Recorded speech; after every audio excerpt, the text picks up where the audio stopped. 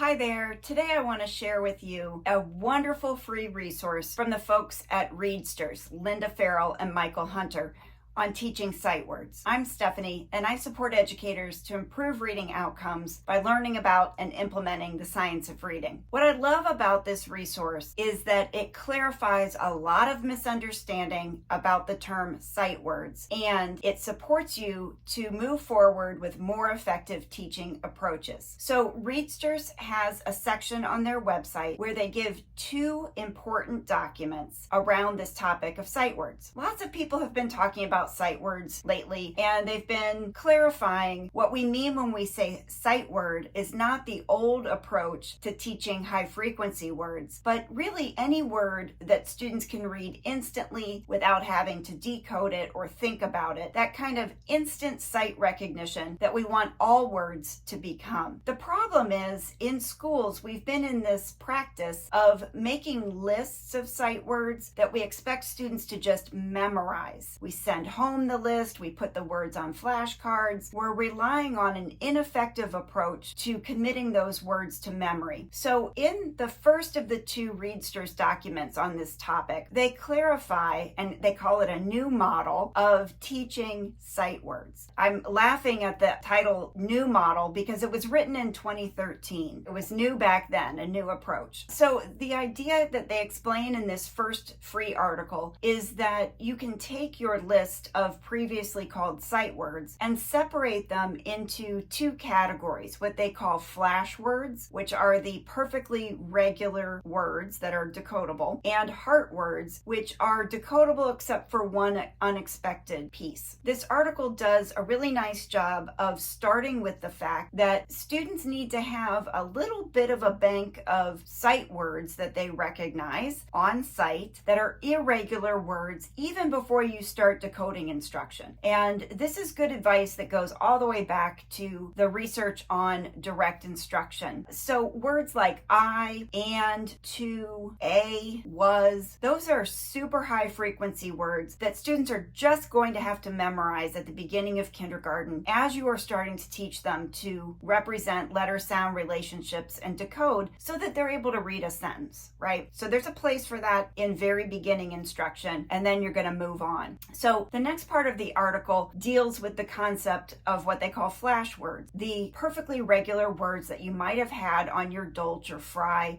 list that you're expecting students to memorize. And instead of going on visual memorization, sort those words into your phonics scope and sequence. So when are you teaching students to read VC words? That's when you're going to teach the high frequency word am. And when are you teaching the CVC pattern? That's when you're going to teach words like can. And even the more complex vowel patterns, whenever that comes up in your phonics scope and sequence, that's when you're going to teach a word like say or look. Okay, so integrate those words with patterns as they would appear in your phonics scope and sequence. Then the second section of this helpful resource is where they are giving guidance on teaching what they call heart words. These are partially irregular words or temporarily irregular words because you haven't gotten to that pattern yet. So group as much as you can these words into your phonics scope and sequence as well. So when you get to the place of teaching that the letter S can represent the Z sound, for example, that's when you might teach is. Or that no word in English can end in the letter V, that's when you're teaching have. So integrate as much as you can those partially irregular words also into your scope and sequence. Then the next section of this useful free article goes into how to go about teaching and really emphasizes the letter-sound relationships using sound box strips or Elkonin boxes and using the regular and expected letter-sound relationships, really relying on those, even with words like said that have one unexpected letter-sound relationship. The last part of this first article gives you some tips about actually moving in this direction in your school. How do we implement these ideas in a school? The second really helpful resource on the Readsters website is unpacking the Dolch and Fry lists. I love that they start with who was Dolch and who is Fry and where did these lists come from? What was the thinking? A little bit of a history lesson there,